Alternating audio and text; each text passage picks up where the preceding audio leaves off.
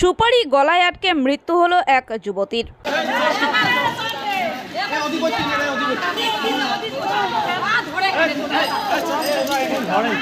সুপারি গলায় আটকে মৃত্যু হলো এক যুবতীর। প্রাতরাশ সেরে সুপারি খেতেই বিপত্তি, গলায় আটকে মৃত্যু হলো 19 বছরের যুবতীর।